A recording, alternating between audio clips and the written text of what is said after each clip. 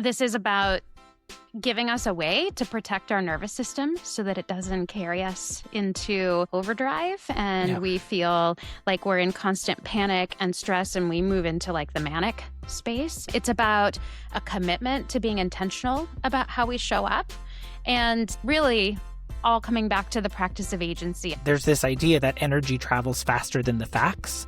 And so oh my gosh, like this so kind of feeds into that. Energy travels faster than facts.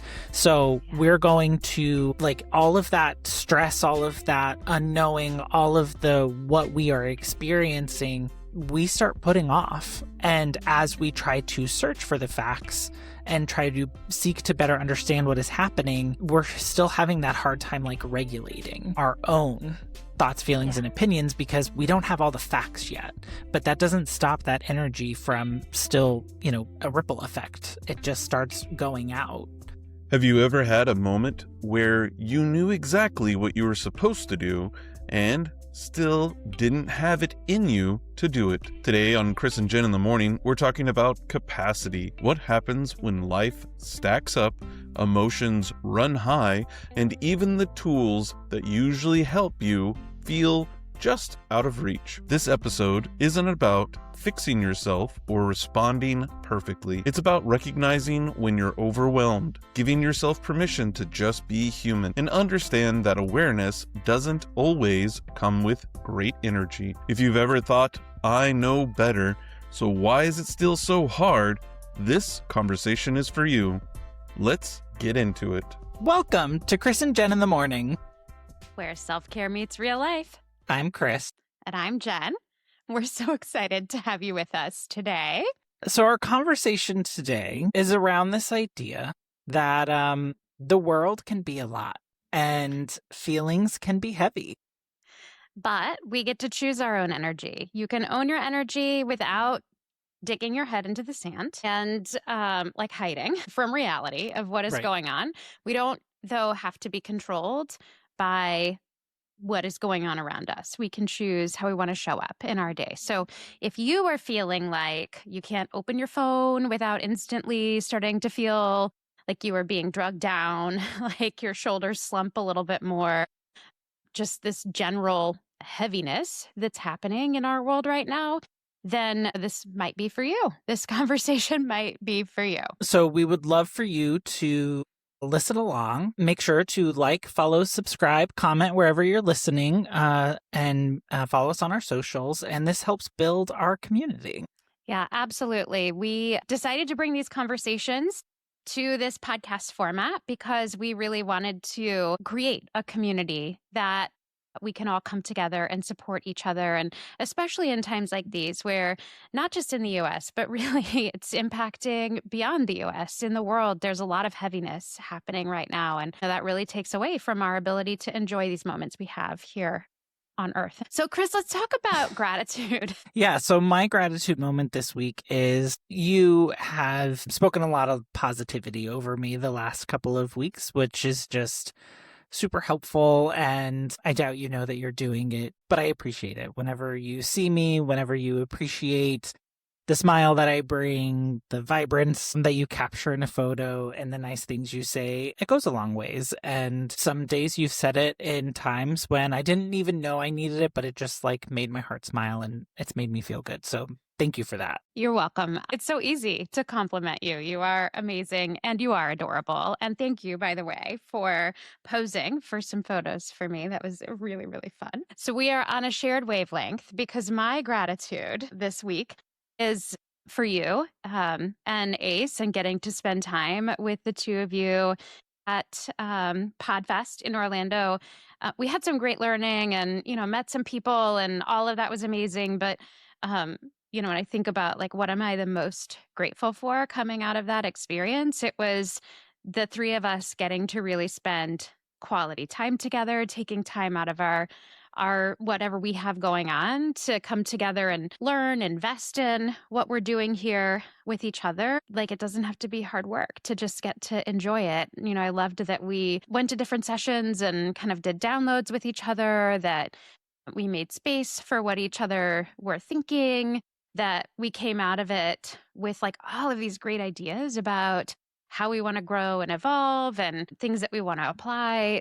Like, it would not have been something that I would be like saying, oh my gosh, this was such an amazing experience if we didn't get to do it together. So just huge thanks to both of you for, being my ride or dies.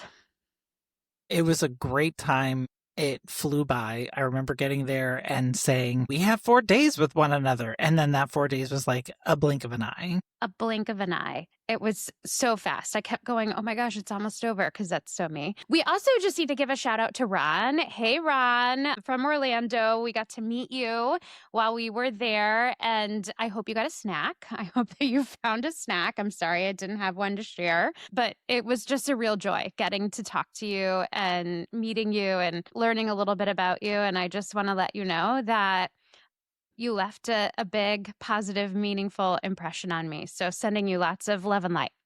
So today, what we really want to focus on is knowing that things are heavy at times and we can't control the world around us. How do we still get the most out of life, and enjoy the life that we're living and still stay connected to what's going on? So we're not talking about like toxic positivity, denying what's happening in the world, pretending that we're fine when we're really not. I mean, if a woman ever says to you that she's fine, this is probably not true. Or that we just don't care about what's going on, Yeah. because you can care deeply and still be able to have those boundaries about your experience through life. So what this really is about is that we get a choice in how we respond to the situations happening around us, whether they're like at a macro scale or things just, keep going wrong in our own lives. That this is about giving us a way to protect our nervous system so that it doesn't carry us into overdrive and Yeah. we feel like we're in constant panic and stress and we move into like the manic space. It's about a commitment to being intentional about how we show up, and really all coming back to the practice of agency. I'm a big believer in reminding myself that I have agency over myself, which means that I get to choose how I feel, what I think, and how I act. And nobody else has that power but me. So I Yeah. often give it away freely, but I get to take it back. Yeah. And whenever you brought up this idea of owning your energy, I know at first I was like, well, what do you mean by this? And so we kind of dug into it a little bit more, but it's really like that, I acknowledge the reality that I am in. I'm honoring those feelings that I am experiencing, and I'm still choosing how I choose to show up. And Yeah. I appreciate you like bringing this topic up because I had never really like framed it in that way before. But in that instance, like it does feel like, oh yeah, I do have a little bit more control than what Yeah. I think. I mean, this is something I've really been struggling with recently, really just like this last year. I feel like it's been escalating. I stopped watching the news and tried to protect my little peace, but then just kind of checking in now and again. And then things got to a point where I felt like I couldn't stop watching the news anymore. But then I just feel like scared and angry and frustrated about Yeah. the division that seems to be going on and the tone of conversation everywhere and how we can't seem to, figure out how to talk about values and not make them into politics and, like let's just come together because there's so much we agree on. And then just continuing to see how things have devolved. This is something that I felt like I really need to talk about this because I have to process this. So Yeah. come on the journey with us. And we would love to hear how you show up for yourself in this way. But I definitely, like, even this morning, it was time to get up. And I was like, I just want to stay in bed today. I don't want to get up. It feels like a heavy day. I don't want to get up today. And here I am. I got up. We're having this conversation. Let's start with like what's happening here. So we've talked a lot about how our brains are not wired for happiness. They're Right. wired for survival, especially whether it's something kind of in your own little world within your life that's going wrong.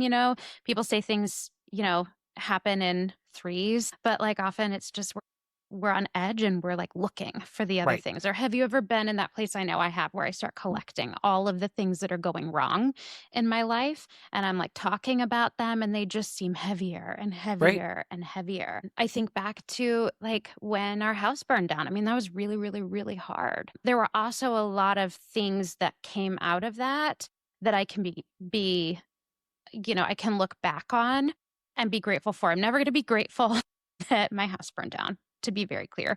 That was horrible. Nor do I think you should ever, feel like you have to be grateful for something tragic that happened. Yeah. That's toxic positivity. But like the way that my neighbors showed up for me, I am really grateful for that. So even in this place of like really tough stuff, there are still things that I can choose to focus on and choose to channel while still acknowledging like this is tough. Right. And like, this is like, your brain is not broken. It's doing Yeah. exactly what it has evolved to do. And when things do feel unstable, our brains do go into this like watch out mode where Yeah. it is trying to scan the different scenarios we're in and the different areas that we're like operating in to find those threats and to protect us, preparing us for what may come at us. I think back to when I first moved to New York. The first year here was really, really tough. And Yeah. like, I can very easily go back and like list those and, All the things that were right, like going wrong. Yeah. exactly. But then recently, because I just celebrated my 10 years here, like I really like looked back on the things that I had learned. And Yeah. that took more thought. Like it really took more time to go through those things and like, yes, this was a negative thing, but here's what I learned from it. Our brain doesn't naturally flip to that learning and those like how to reframe this. It just immediately goes for what's the thing that's potentially a threat and how do I protect myself? Well, yeah, absolutely. That threat scanning, it's like when you're watching a movie or a TV show and the ominous music starts to play, all of a sudden you're like doing the threat scanning of what's going to happen because that's a cue or a signal. Well, in life, like you're in that mode where you're in threat scanning. And so what you see are all of those things that are like harmful because your brain is trying to prepare you to be not surprised by them and be able to deal with them. The problem is that you get out of balance because then the only thing you have the space to see are those hard things. And it is not about ignoring the hard things. It is about balance and remembering that there are hard things. And then there are also things that can give us a break from those hard things, that can be a positive space, that can lift us up. So, and the whole point here is just to be able to spend more of your time enjoying this life, if for no other reason. Like that is why we're chasing this. There's also this like worst case forecasting that our brain does. And I'm very I familiar with that. know that we've played this game. We love to play the worst case scenario game. So if I think about that in like present day and things that are going on, I see a lot of this happening in social posts, and I kind of get pulled into this too sometimes, where we list only the worst case outcome, even if, that is a potential real outcome, and we don't list the other possibilities. So what I call this is we should be playing the what else could be true game. And when I am on top of it and the most intentional and at my best, I am good at playing the what else can be true game, but I'm much better at doing it for other people than I am for myself. We'll Well, talk I about was that. just about to say, like, that's like, if you, I already know that that's not a strength for me. Find someone that it is a strength for and make sure you include them. Yeah. Find your silver lining, folks. Or like sometimes you do need somebody else to help you with that. We'll talk about that a little bit too. And then this like urgency mode. So when you perceive threats, your brain is helping you get into this place where you quickly address the threat before it addresses you. And so we have this like, it's that fight or flight mechanism that happens inside of you where you start to feel like, oh my gosh, I have to do something about this right now. So like, especially for someone like me who is really action oriented, super uncomfortable spending time thinking about my feelings. I just want to resolve my feelings by acting and then getting rid of it. There are things that just are not solvable quickly. And yet we have this like urgency to quickly do something and make it go away. And so I think, that is something that's really important to be aware of, that's at play in what's going on inside of your brain. So I think you said it, your brain is not broken. It's doing exactly what we have evolved to be doing. And just remember, it doesn't care if you're happy, it cares if you're safe. When the world is feeling unstable and your brain goes into this watchdog mode, it's scanning, it's forecasting, it's preparing you for impact. What's really going on inside the brain? Well, I mean, we've spoken about it many of times, but our good friend, the amygdala, is Love being that guy. immediately triggered. And I love the way that this came up. It's like, it's a smoke alarm, right? Yeah. Like the whole idea behind a smoke alarm is to make you aware of the potential threat. And so that is exactly what our amygdala does. It clicks on and it starts pumping all of those hormones into us to protect us. Whether that protect is fight or flight could be different to each of us. Yeah. And when you're in that place where the amygdala is really lighting up, it is pulling all of your attention towards the scary information. So, like what you are seeing out your windshield is all the scary stuff. You're not seeing the other angles of the car where there could be the not scary stuff. But all you see is this doom and this impending doom. Like, I think that's the best way to describe it sometimes. And so I think understanding the context behind that is really important so that we remind ourselves, okay, if it looks like all I see is impending doom, that might be because that is what my brain is doing from a survival standpoint. So let's take a step back. So these are like cues that maybe it's time to take a deep breath and step back and say, okay, do I need to reframe how I'm thinking about this? Doesn't mean that you are gaslighting yourself into believing that what you're seeing is not true. It's not about that. It's just about understanding where your brain is placing you. Right. And I think it's really important here, like, the problem isn't that it reacts. Like, again, the brain is doing exactly what it is meant to be doing. It's that it doesn't always wait for that context to catch up with it to provide a little bit more of that like surrounding picture that will help bring clarity to, you know, what could I be doing? What else could be true? Those types of things. Yeah, I always have found that when I'm able to put myself into more of a kind of level-headed approach, I make smarter choices.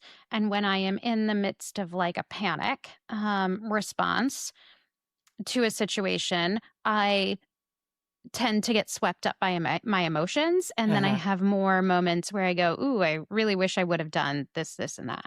And so I think the point here about acknowledging what's going on inside the brain is not to say that you're overreacting to what's going on, because that's not it. It's not to say that you're too focused on the wrong or the bad and not seeing it for what it is, because you might be seeing the reality. It might just be really bad. It's just about understanding where you are, and are you being carried away by what's going on in your brain from a reaction standpoint? Or are you in a place where you could kind of pull yourself back, put yourself back in control of then how you respond? Yeah. When we were at PodFest, I sat in on a session where I can't remember who the speaker was, but I remember them talking about decision making. And have you ever like thought back in your life on a decision you made and been like, I made that decision? Did like I said that's what I wanted to do? And they connected it to that is likely you making a quick decision based on how your brain is firing and your survival mode being kind of kicked in. Yeah. So if you're not liking that, you just feel like everything is just really heavy, then these are some of the things to kind of think about. Where are you at in that space? I think, and then to just be kind to yourself, because this is nature. Sometimes it gets into overdrive, but you can pull yourself back from the path of amygdala hijack. And so understanding awareness is key. Name it to tame it. We'll talk about that in a minute. There's also a stress response shift that pushes you into this survival mode. And when your nervous system is really activated, we get more irritable. We get more into the doom thinking, where we can only think about the worst case scenario. We have way less patience. We're less creative. So that like problem solving and MacGyvering your way out of a situation, like do you find yourself saying, but what do I do? I don't know what to do. What do I do? Like, who's got the answer? What do I do? And then what we do is just talk about the problem, and we don't get into that okay, but like, let's take action. What do we do? And then you just have less hope. And I know we talked about hope and resilience a few weeks ago. So um, if you haven't, give that one a listen. I think that was a really good conversation. So when we're flooded by all of this, our brain gets less flexible and it becomes harder to see that perspective. And it's not that you're bad. It's not that you're doing it wrong. It's not, any of those things. This is just what is happening. And I think Yeah. being aware of that helps us understand why we're in the place we are and how to move into a place where we can get back into control or give ourselves back the agency. Yeah, it's almost like we get painted into like this corner where we have a little less patience for ourselves because we don't want to be in this scenario. Like you said, the creativity and solutions oriented problem solving seems a bit out of grasp. And then we also become like less generous, like this idea of being impatient. We want a solution now. We don't want to be here. And like that all feeds into those feelings of stress, which just keeps those hormones flowing that, It you know. does. Yeah. And so then when we find ourselves here, like emotional contagion is real. And that happens both for yourself and for the people that are around you. So the more we consume panic, the more our brain predicts panic. And we get into this cycle because that's just what we're consuming. It's what we're seeing. Yeah. And so it's the only outcome that's in front of us. We spend most of our attention in that driver's view window and not in the rear view window or out the side mirrors, right? Yeah. It's what you're focused on that then becomes this like repeated pattern. And so we start to create this reality for ourselves. It's like when I get nervous, and then I'm nervous about being awkward. And then I'm thinking so much about being awkward that I feel really awkward. And then the more awkward I feel, the more awkward I am, the more awkward everyone else around me feels. And then somebody just has to rescue me, which you're really good at doing, by the way. Well, I do think like this is an interesting, and I know people will likely have all different thoughts, feelings, and opinions about this, but I think this is like where people who are empathetic, people who like pick up on energy and are driven by those types of things, which I consider myself to be, like, Yeah. I do feel it. Like I can usually feel or sense somebody's like what's going on before they even say anything to me. And there's this idea that energy travels faster than the facts. And so Oh my gosh, like that's this so good. kind Can of you say feeds that into again? that. Energy travels faster than facts. So Yeah. we're going to like all of that stress, all of that unknowing, all of the what we are experiencing, we start putting off. And as we try to search for the facts and try to seek to better understand what is happening, we're still having that hard time like regulating our own thoughts, feelings, Yeah. and opinions because we don't have all the facts yet. But that doesn't stop that energy from still, a ripple effect. It just starts going out. Yeah. Well, and you talk about like being an empath and like in the sense of just, connecting from a feeling standpoint. And somebody who I love very dearly said to me yesterday, my greatest strength is my greatest weakness in that I just care too much. And I said, whoa, whoa, whoa, hold on. First of all, not a fan of that phrasing because your strengths are your strengths, they're not your weaknesses. This is just about boundaries, which we'll talk about in a future episode. So stay tuned for for the highlights on that. But this feeling so deeply is not the problem. That's a strength to be able to have empathy and to feel. It is about then getting carried away by your feelings Right. and allowing those to dictate where you stay, what you ruminate on, how you act, how you move forward, what you tell yourself inside your head. I think not only does it affect ourselves and the cycle that we get into, but it also affects how we show up when we interact with other people and the people around us. We absorb each other's energy. So if you're spending a lot of time around somebody who is stuck in this cycle, you probably notice that it starts to pull you down. Right. If this is how you are showing up, you might notice that it's starting to rub off. And what happens, especially when we get on social, like somebody is panicked and all of a sudden we're picking up on that panic energy. And then like we get panicked and we just kind of get carried away by the ocean of panic. Yeah. And so I think being aware that that is happening, we unconsciously mirror tone, facial expressions, urgency sense, stress levels, like we adjust to the other person. And that works both ways. This emotional contagion or co-regulation is the other side of that. It can work to our advantage, but in order for it to be an advantage, you have to put yourself back in the driver's seat, give yourself agency and say, what is it that I choose instead of what am I allowing to be chosen for me? Yep. So how do we do that? Because if we are on this, let's just call it a runaway car. Let's stick with the car analogy. How do we take back control of this car that is going on a rampage? Well, the first thing you have to do is pull the emergency brake, and that is naming it to tame it. And we talk about this a lot. This is a theme. So this is like one of, I think, the core strategies for being able to live a happier life is awareness. I always say awareness is the first step, but name it to tame it. Before we can choose the energy we want, we have to stop fighting what's already bubbling up. And that does not mean ignoring it. It does not mean that toxic positivity. Sometimes you do have to fake it until you make it, but that's not what this is about. Yeah. This Well, is about... I do like this takes me back to that conversation that we had about like having conflicting feelings. Like in that day, I was feeling so many different things, and I just remember texting you like, "Oh my gosh, I don't like. There is so much happening. I don't have the time to like process all of this. It feels very heavy." And I just remember your advice was like, you first like acknowledge what is happening. Like, what are you feeling? What are you experiencing? Don't ignore it. Don't push it down, but like figure out like what it is that you're feeling.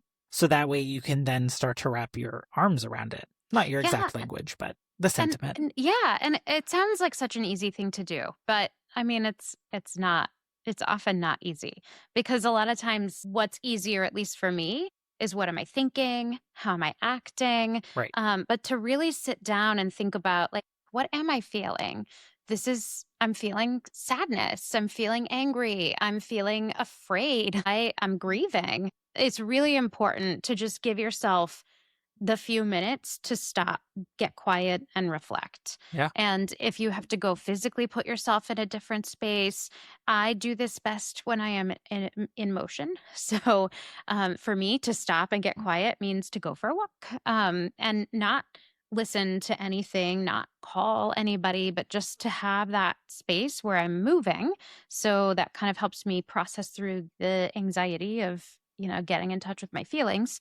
But then I really can think through things a little bit better. So it helps keep me focused. But find what works for you. But it doesn't have to be like I go away for a weekend by myself. Right. Like this can be take 5 minutes, shut yourself in the bathroom and like just think. But give yourself a minute to get in touch with what is it that you're really feeling? Because once you name them, it starts to turn down the intensity. So once they have a name, then you can start to put them in their place and then decide what you want. So it may be I'm feeling sad and I want to be sad. That's how I want to show up right now. And that's okay. But if you're thinking, like if you're in the space where you're thinking, man, I just feel really heavy. I don't even want to get out of bed. Like you might actually be going, but I want to be happy.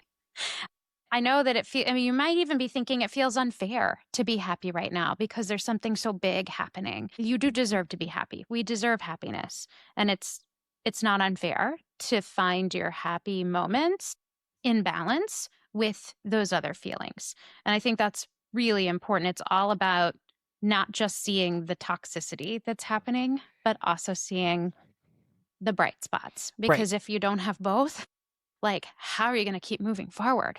Right. And I think it's really important to understand here, it's not about pretending that you feel a certain way or that you're trying to absorb a different like feeling. It's truly about deciding what I want to put out there. Like what is, as we talk about that co-regulation, like am I wanting this to be what others are going to Yeah. potentially co-regulate with? So as an example, and we'll make this something a little easier to digest or relate to. I had a work situation many years ago where something happened that was really bad. And I didn't do it, but I was in charge of the Just to be problem. clear, Just to I be clear, didn't do I it. didn't do it. But I was in charge of the whole thing. And it was like really bad in that kind of way where you have, from a regulatory standpoint, you have to like report things to regulatory agencies and start contacting people. Like you gotta, your dirty laundry is going to get aired. And in the space that I was working in, like this was a threat to reputation. And so for me, the more I like kind of thought about it, the more like I was starting to kind of panic. And then I said, okay, so let's pause. I cannot do anything about the situation that happened. And there will be a time to figure out like accountability. That is not right now. Right now, we need to stop the threat, figure out like what we can do from this point forward. And I had to go in and sit down with our chief legal counsel. And I mean, if that's not intimidating, like what is? Lovely human. This person was like, did not have a relationship with her, and having to go sit down with chief legal counsel and tell them the project that you own, something got totally screwed up and you got to contact regulatory agency. Probably one of the most nerve-wracking conversations I've had in my life. But I went in and I said, before I went in, I said, okay, so what I don't want to do is panic. I want to be able to present the options and get advice. I want to have calm energy. So calm is what I chose. I'm not going to be panicked. I'm going to be calm and I'm going to just lay out what happened and here are the facts and we need to fix it. And so I need your advice. And I went in, we had the conversation. And after we were done with the conversation, as I was leaving, she put her hand on my arm and she said, I just want you to know, like, you are the calmest person. That was the easiest conversation to have. I just really appreciate how you showed up. And like, I will tell you, if I went in there the way that I wanted, the way that my body wanted me to go in there, like, it was not calm. And for her to say, oh, you're just so calm, I was like, well, that is not feedback I get quite often. So thank you for that. But it helped us get to a place where, you know what, like nobody lost their job. Nobody's heads rolled. Nobody, like, she was so much more calm because I was calm. Yeah. So we were able to get to the business of how do we protect the company, protect the people, do what is right, follow the laws. How do we get to next and like fix the situation? And then what are we going to do to make sure that this never happens again? Right. Because sometimes those things happen, right? And so, I think that for me is like a really relatable example that I look back on and say, okay, wait, I have done this before. So it's possible for me to not feel calm, choose that I want to be calm, and then start stepping into that energy. Yeah. And then my calm creates calm. So what I get back is more calm. And it's a different cycle. It's a positive cycle. Exactly. Whereas, you know, other times when things have gone wrong, like somebody's yelling and then other people are yelling and then everybody's stressed. And, you know, I much prefer the first Well, I think in those conversation. times it is very easy for those emotions and those people start to express how they feel in a way. And as you talk about people picking up on energy and starting, like it does create that domino effect. And so it does impact others. And I think what's really important here, and I'm glad you said it because you have that spot to anchor back to. Yeah. We don't always control how we feel. Yeah. But we can control the energy that we choose to amplify. And so really taking that time to say, well, this is how I'm feeling, but is this what I want for whomever I'm going into this meeting with or whatever thing I'm trying to fix or influence? Like, is that the energy I want to bring to this space? And is it going to be helpful or is it going to potentially, pull it back? And I think in the current state of the world, none of us control the world. It is beyond all of us, but we can control what we are contributing to it. And I think that's the part for me that I try to be mindful of. And I have my safe people that I can truly have my expressive moments with, which we will talk about in a little bit. But it is to me, how do I want to show up in spaces? And what do I want to contribute is a really important factor to think through.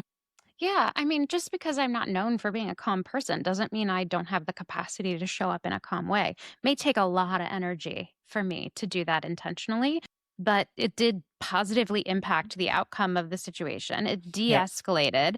And then what happened is after that conversation, all of that like stuff that was going on in my brain with the like threat identification and the worst case scenario and the oh my gosh, all that noise as soon as that conversation was done and we had a path forward was way turned down because now it's like we're past the that climax in the story. We're Right. past the friction point and we're moving into, okay, let's fix it Yeah.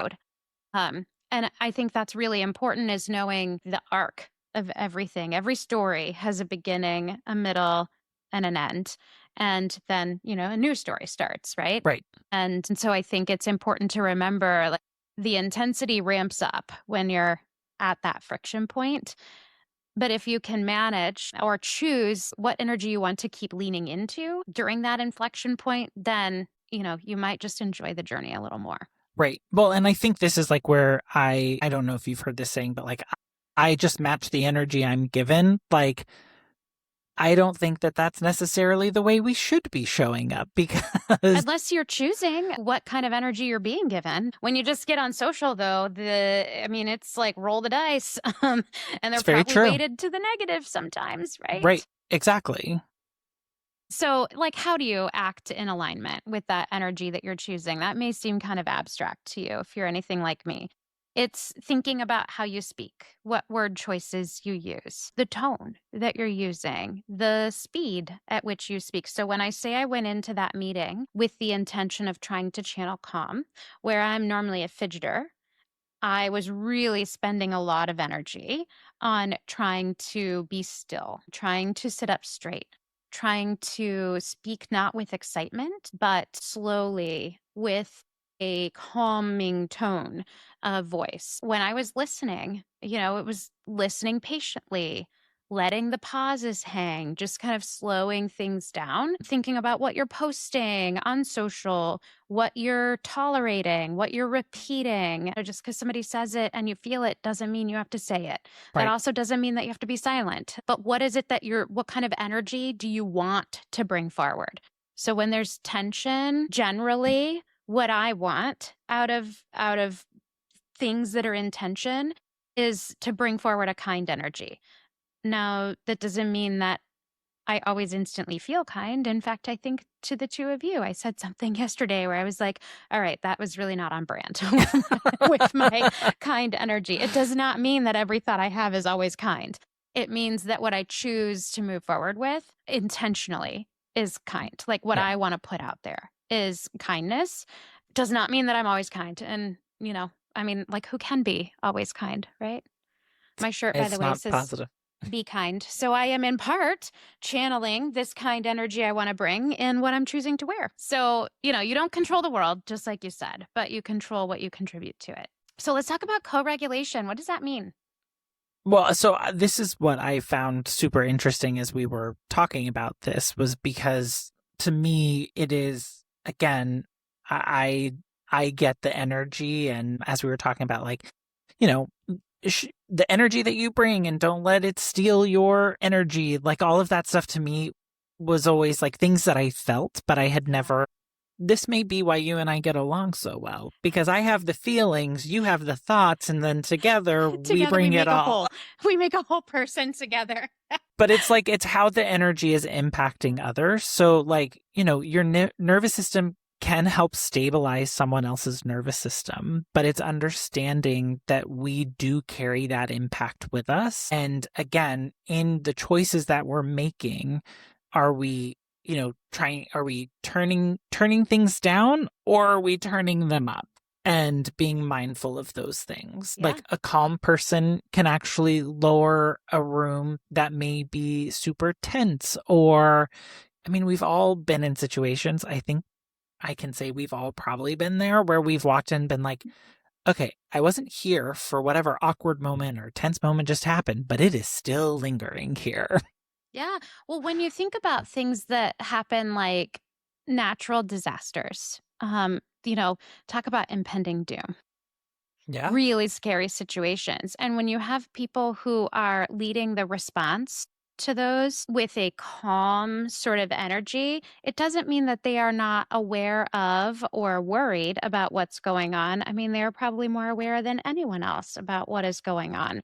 They respond with a steady voice to interrupt panic. And the reason that's so important is because when you're panicked, you're back in that amygdala is in charge state, and you cannot really creatively problem solve. Like, how do you lead a team of response volunteers who are all in a state of panic Right. that you're not going to have as effective of a response?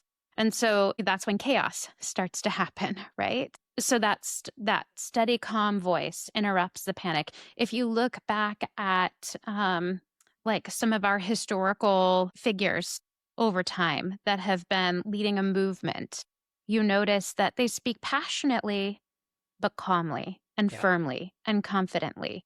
And that is by design, because you have to be able to manage that energy so that you can receive sort of what's happening. If you have somebody that's just kind of like manic talking, you're not going to be able to command the room, right? Right. So, Well, and the some, chaos can be many different things. Like, as yeah, we're having this conversation, I remember we were watching The West Wing, and there's an episode where a disaster does happen in a state, and the president and like some of his closest advisors like go there, and he decides that he wants to stay there longer than what was scheduled for, and he gets lost in the empathy of wanting to help people, wanting to understand what they can do to contribute and rebuild and all of these things.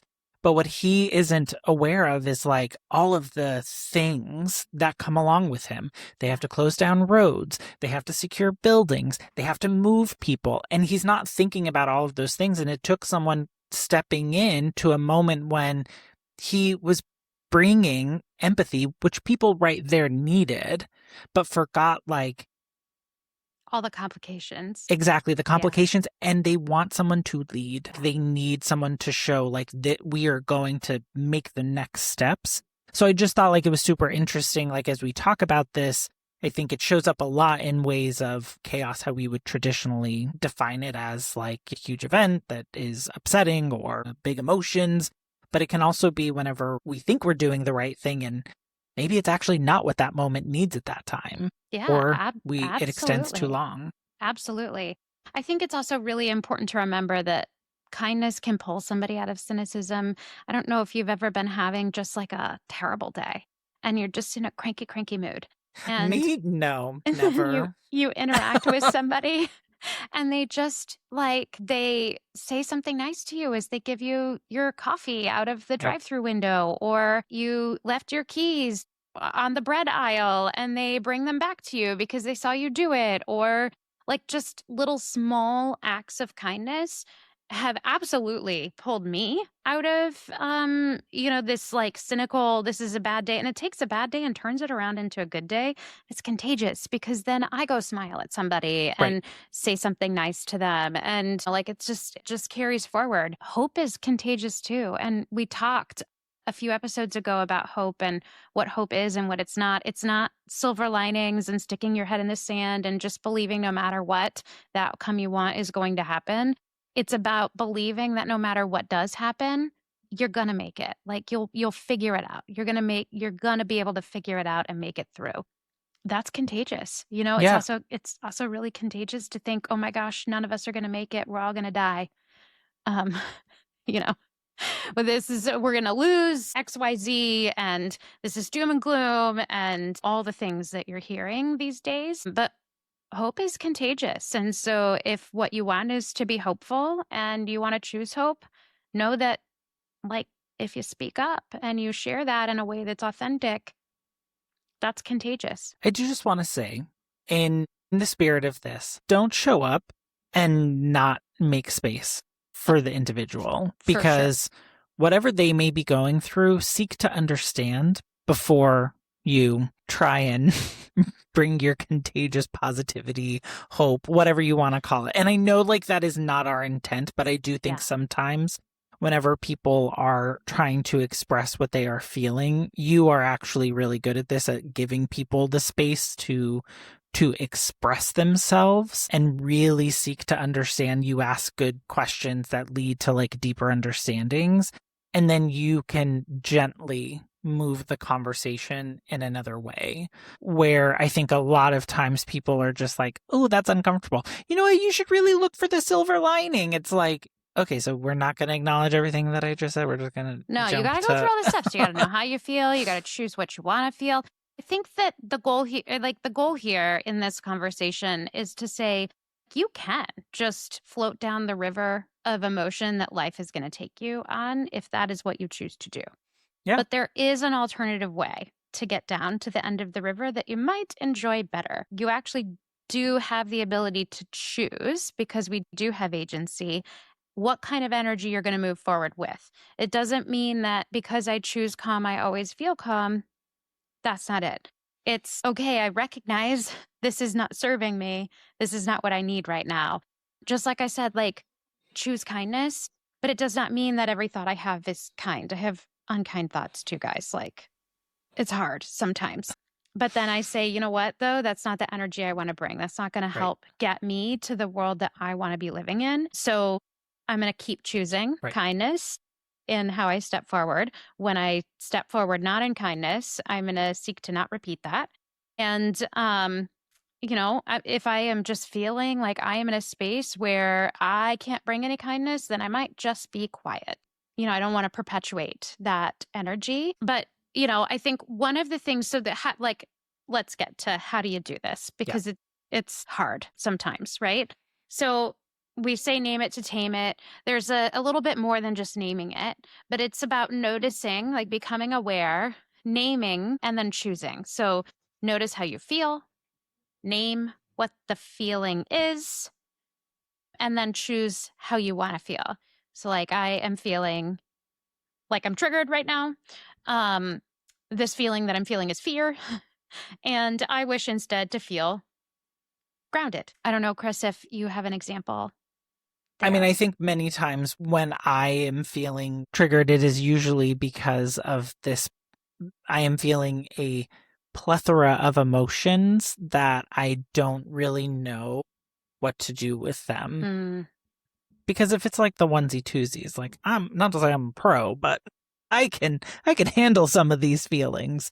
But to me, when I feel most like I am losing grip of how I'm showing up, it's whenever I'm having a lot of these emotions and trying to figure out how to get everything back aligned. And so, like, for me, it is a process that I have found if I write things down, I am faster to process versus if I leave it in my head, I ruminate more. Yeah. And so it's like, we talk about, like, to be able to name it and then to make that choice, you have to, between that naming and choice, you have to break that cycle. And so to me, I break it by writing down what I'm feeling, so then I can go back and be like, okay, this is the path forward for me. Yeah. And everyone may, likely experience it all differently and has a different process, but I do think it's really important that we just don't ignore it and push it to the side and I'll deal with it later, because that stuff does chip away and it does truly impact. For sure. Especially like, learning that panic attacks are anxiety that's been ignored, like unresolved anxiety produces panic attacks. So I don't get panic attacks as much anymore as I used to, but when it does happen, I have to go, oh my gosh, all right, I've apparently been shoving down all of my anxiety. And often I'll go in to my therapy appointment and I'll get so what's what are you thinking about? I appreciate that he starts asking what I'm thinking about instead of what I'm feeling, because I did tell him I hate that question. But, I think the last time I said, well, I think that you would probably know that better than me. He's like, do you have some unresolved anxiety, things that you're not working through? And I'm like, well, to be honest, I don't think that I'm the best person to answer that question. And he was like, well, that's probably fair. That's why I'm here on your couch. So we're going to dig into that. So sometimes it is hard to know how you're feeling, and sometimes you can work through it, and sometimes you need help to work through it. Yeah. And we are not medical professionals. We are avid users of medical professionals to help us through these times that are hard in life. And so definitely advocate that if you are feeling like you need additional help to work through something because the feelings are just bigger than what you have the capacity to manage through, like get help. There's no shame in that. That's not a bad thing. It's actually being kind to yourself to give yourself the resources to live the life that you want to live. So this next one, this is something that when I read about this, I was like, oh my gosh, this is so simple. And yet this is it's like blow my mind. Feelings are real, but they're not always instructions. So just because I feel something does not mean that that is an instruction for how I have to feel, what I have to do, what's actually happening. Most emotions will come, they will peak, and they will pass. And if we don't feed them, then that's if we don't feed them a story. But if we start adding a story to our emotions, then that feeling tends to not pass and it just kind of stays at peak. And then you just keep like ruminating on it. It's like you're Correct. feeding it and you're just creating the cycle. And I And think when you're in that state, my best advice to people is start using a fact opinion method. So yes. your feelings are real. So let's not disregard those because we have talked about before that feelings are real and you must acknowledge them. But what is causing them to come up? And those causes, can you tie it back to a fact? Can you actually say, like, someone said this action was taken, it's observable. If I were to ask multiple people, they would all say the same thing. And if it's not, if it's just based on an opinion, and I am great at this part, making it up. Yeah. Like, I Well, and am. our brains, our thoughts, like they travel faster than NASCAR cars Right. travel around the track, right? They are like, there's so many of them and they're all coming so fast that we don't have time to always identify every single one of them. Right. And so oftentimes when I make myself go through this exercise, which is not always comfortable because then you have to really get aware of what's going on inside that head. So sometimes you got to battle your own ego, right? But like when I ask myself, okay, what story am I making up? Usually I am making up a story that I didn't realize I was making up. So like if I am fighting with my husband and I've usually like gotten upset about something, I've made up some story in my head about what he is saying or thinking or trying to do. And it's usually never right because he's saying or thinking or trying to do something I never could have conceived of that was actually like nice. And, we're having some disagreement about it. But I didn't know I was making up a story because your mind just fills in the blanks. And we talk about this from a work setting often, like in the absence of information, people fill in the gaps. It's just what we do. But we're so good at doing it that we don't even realize we're doing it. Right. So often we have this story or this narrative that we build. It might be right. It might not be right. I get it right sometimes. That's not the point. The point is, what story am I making up? Right. Whether it's true or not, I made it up. Well, and this is definitely pertinent here as we're talking about, seeing things being triggered by stories and information that's coming in through whatever, social or news, whatever it may be. But also, like, when we get into that place of thinking back to conversations and we start like that process of ruminating on them, like a lot of times it's because of our understanding of the situation. And so really questioning yourself, like, well, why am I feeling this way? What is this feeling based on? And, at this point, is there anything I can do about it? Like, sometimes you just have to let it go. I think this also goes back to that kind of us versus them in group out group thinking. We probably should do a whole episode on in group out group thinking because like it really is an interesting thing to explore what is happening in the brain and the journey it takes us down. But, it is human nature, by the way, to do this in group out group thinking. So you have got to be intentional to take yourself out of it. We all get caught up in it, but when somebody is a part of a group that is pitted against the group that you identify with, whatever they say comes with all of this extra story or baggage that you've made up. And one of the ways to kind of recognize that is when you're doing this polarized thinking. Things are either this way or that way. Everybody in that camp thinks this way about these things. And you're not at all thinking about what are the things we agree on, which is usually most of the time, some commonality, but you're only talking about those polarizing things, or you're making really complex issues, boiling them down into something that's just black or white, binary. Those are like some good ways to understand, hey, I'm in this in-group, out-group thinking, and because they are a part of my out-group, I've assigned this whole story about who they are, that they don't care about people, that, all of these things, they're here to ruin my world. You just see this in politics all the time. And the only people that it serves are the politicians. It does not serve the people. This is. So when you start speaking in large general statements, yes, you may want to evaluate where you're coming from. yeah, because it's really important to get that fact versus opinion. And then control your inputs.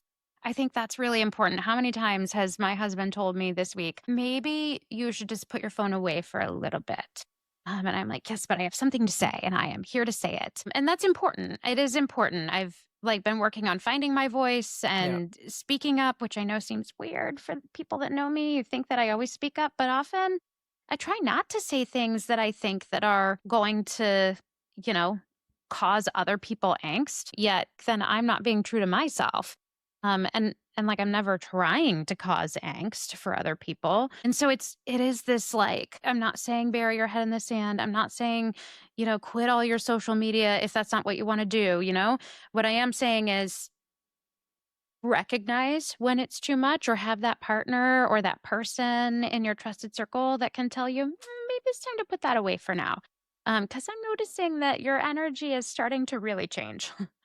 Well, and I don't think we talked about this, but that day, I think it was on September 11th, whenever I was experiencing all of my big feelings, and I had told you what my process was getting into the office, and you were like, maybe you shouldn't have been listening to so much news, and maybe you shouldn't have been scrolling on socials. We already know it's a heavy day. And you did not say it that way. You said it much kinder and much more covertly. I was much more passive about it. Let you kind of draw out the message. Correct. And so then when I was reminiscing on it, I was like, wow, maybe I should have done that. Well, and I think it's about being intentional. So some of the advice is don't start your day with panic and don't end your day with despair. So if you start your day like I did this morning, pulling your phone out and going, oh, what crazy things have happened in the news overnight? Or you end your day laying in bed going, oh my gosh, what's going on? You can do that, but it may just not set you up for the kind of energy that you would like to have. Yeah. Is it going to change what's happening out there? That's the question. Is it going to change what's happening? No. So if you put some boundaries around some of these activities, then you might be more effective at actually making a difference in the world the way that you want to. And it's really hard, guys, because this is something I am really struggling with right now. So I'm not saying I have got it down. I'm just saying practice and repeat. Yeah, for sure. You can also borrow regulation. And I do want to be really clear here. This is not about emotional dumping. And there is a difference. Emotional dumping is not healthy. This is something that I realized, I don't know, maybe a year ago or maybe a little more, that I had learned to kind of do. I kind of had this circle of we would just do this where it's you call somebody and you just literally dump everything on them and then you kind of walk away. That's not cool. But different is to be in a space where you actually are trying to get to a different place and you have your kind of people that you can talk to, where you say oh my gosh, I'm really freaking out about this. I don't want to freak out about it anymore, but I can't get myself there. I know you've been that person for me many times, Chris. And often it revolves around a work situation. I remember, I've told this story before. I remember very specifically standing in my dining room, pacing, freaking out about something that happened. I can't remember what the thing was. It was probably not that big of a deal. That my whole world was ending. I was definitely in that doom spot of this is a career limiting move. Everything is going wrong. And you said to me, it was 4:30 or something. You said, the first thing I need you to do is walk over to your bar and grab a drink of whiskey and take a drink.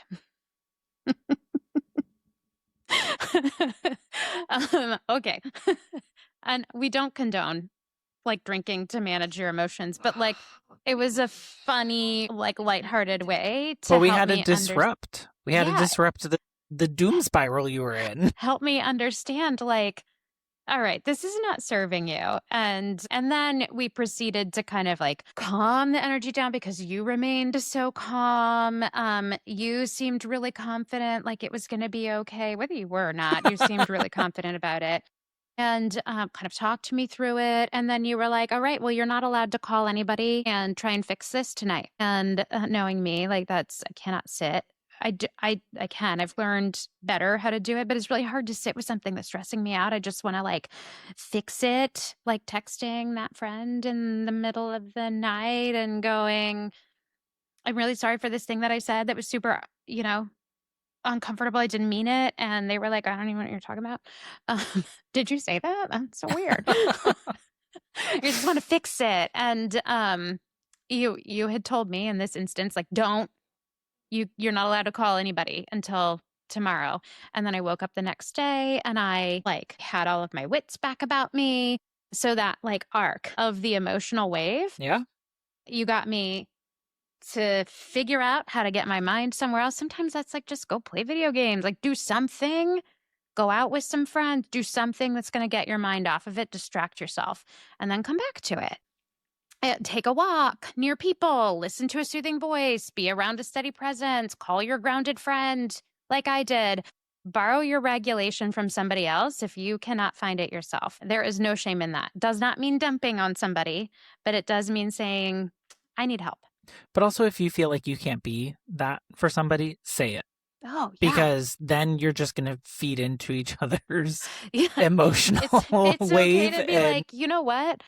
I'm really stressed right now and I love you. I think we need help. Yeah. Let's bring in another person. No, but I love that you said calm, because this next one is having that signature energy. So it's that energy that you want to be known for. And for me, it's that calm. I do want people, after engaging with me, to walk away feeling calm, whether that's because they showed up in a high stress situation or in a tense moment, whether it was because they don't know what the right next steps were and just needed to talk to someone. I want them to walk away feeling a sense of calm. And again, this isn't like a fake feeling, and I'm not like trying to get people to like push their troubles away or go drink their troubles away by any stretch of the imagination. I just think that whenever you are intentional about how you want people to walk away from interactions with you, they can. And so if I have that kind of authority in a situation, I want to use that for good. And I think most of us would want to. Yeah. I think like the biggest thing here, if you take nothing else away from this conversation, the biggest thing is just knowing whether your world is heavy right now. And I think for all of us, we can say whatever you think or believe, it feels tense and heavy. We are allowed to feel that, but we don't have to live in panic as a lifestyle. We have agency, we get to choose. And you don't always choose that first feeling that comes in, but you get to choose what you keep with you. You get to choose what you tell yourself. You get to choose how you show up for other people. And it doesn't mean you have to choose what you aspire to all the time. Like give yourself the space to just be a human. Right. But it does mean that like we have agency over our energy, and you don't have to just be at the whim of what is going on in the world. You don't have to let everybody else dictate how you're going to feel, whether you're going to have a good day or a bad day, whether it's going to be a good year or a bad year. You don't have to just hang on for the next, person to come into office or the next, job to have or whatever. Like things can be crummy around you, and you can still choose to have a different energy. So I think that's just the biggest thing is reminding you, like, take your power back. We have agency. You can own your own energy. And it doesn't mean that you have to live in some make-believe world of magical thinking where you don't know what's going on. You don't have to hide from the world, but you just don't have to be dictated by it. Right. You have choice here. You do have some control. And in the places where you do have that control, set yourself up for success. So that way you can show up as your best self. Yeah. Now, what really helps in creating this space for yourself is having good boundaries. And that is actually a conversation we are going to have coming up in a few weeks, right? We are. So in a couple of weeks, we are going to be discussing a book by the name of Set Boundaries, Find Peace, A Guide to Reclaiming Yourself by Nedra Glover Tawwab. If you are watching us, I'm holding it up now.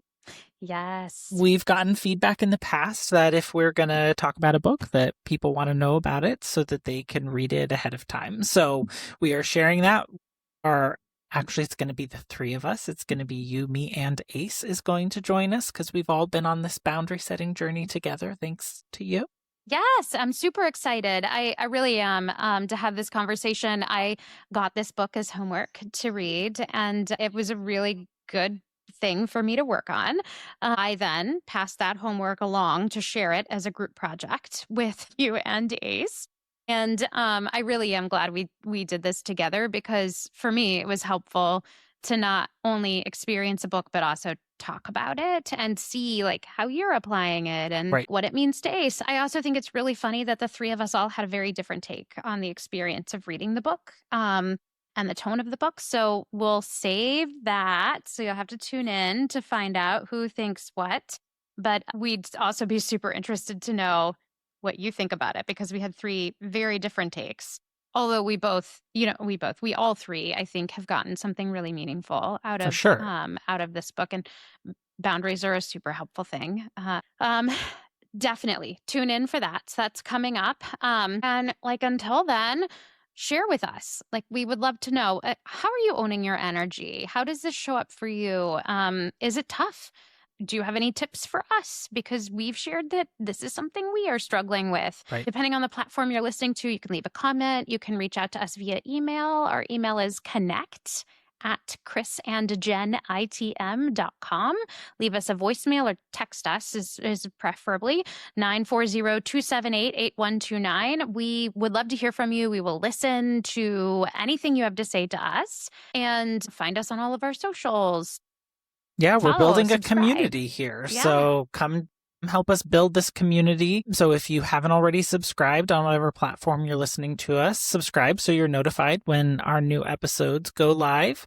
You can follow us on all our social platforms. We're on YouTube, Instagram, Facebook, TikTok. I'm sure I'm missing some, but it's Chris and Jen ITM. The ITM stands for in the morning. Yeah. Fun fact, we do post little short videos that you don't get to see as part of the episode on YouTube and sometimes TikTok and Facebook and Instagram. YouTube, we do it pretty consistently. So if you're interested in just a little bit more about who Chris and I are or some of the shenanigans we get up to, we've even pulled the producer in this year, and then definitely check us out. So until next time, be kind to yourself, to one another, and make it a great week. Bye, y'all.